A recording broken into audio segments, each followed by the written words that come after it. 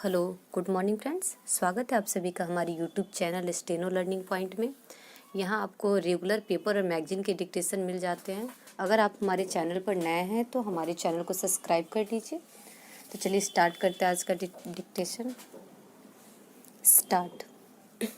महोदय, शिक्षा आयोग ने अपनी रिपोर्ट में स्पष्ट रूप से कहा था कि क्षेत्रीय भाषाओं को उच्च शिक्षा का माध्यम बनाया जाए। इसे ध्यान में रखकर शिक्षा के बारे में तैयार की गई हमारी राष्ट्रीय नीति में भी यह माना गया है कि सभी स्तरों पर शिक्षा का माध्यम क्षेत्रीय भाषाएं होंगी और प्राइमरी स्तर पर मातृभाषा के माध्यम से शिक्षा दी जाएंगी। हमारे देश की सभी भाषाएं बहुत समृद्ध हैं, किंतु हिंदी को संविधान केंद्र की राजभाषा का स्थान दिया गया है।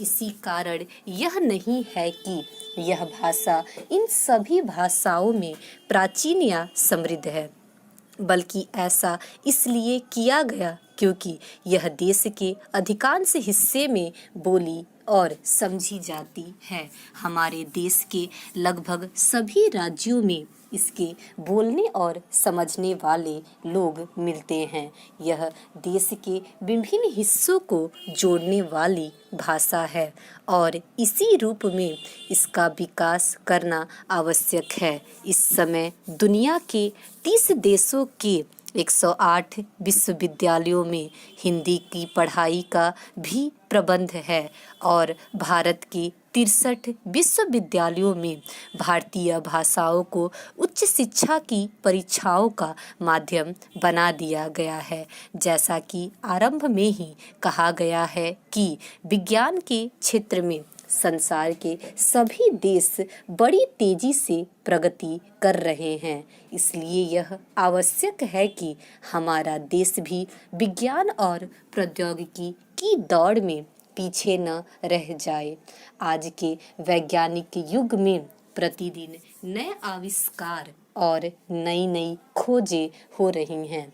इनकी जानकारी का साधन मुख्य रूप से हमारा वैज्ञानिक साहित्य ही है। अतः उनका स्तर ऊंचा उठाना और उनको जन समुदाय की पहुंच के भीतर लाना बहुत आवश्यक है, जिससे कि आम आदमी को यह साहित्य उपलब्ध हो सके। जहाँ तक हमारे देश के विज्ञान व प्रौद्योगिकी शिक्षण संस्थानों में हिंदी को माध्यम के रूप में अपनाने का प्रश्न है, इस संदर्भ में हमारे पास 2 मॉडल हैं।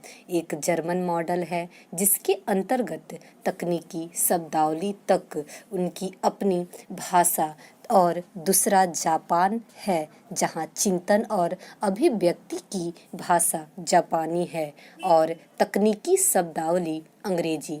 हमें अपने देश में विज्ञान और प्रौद्योगिकी का शिक्षण हिंदी में देने के लिए सबसे पहले वैज्ञानिक तथा तकनीकी साहित्य हिंदी में उपलब्ध कराना होगा। यह काम अनेक संस्थाएं कर रही हैं, जैसे वैज्ञानिक तथा तकनीकी शब्दावली आयोग, केंद्रीय हिंदी निदेशालय।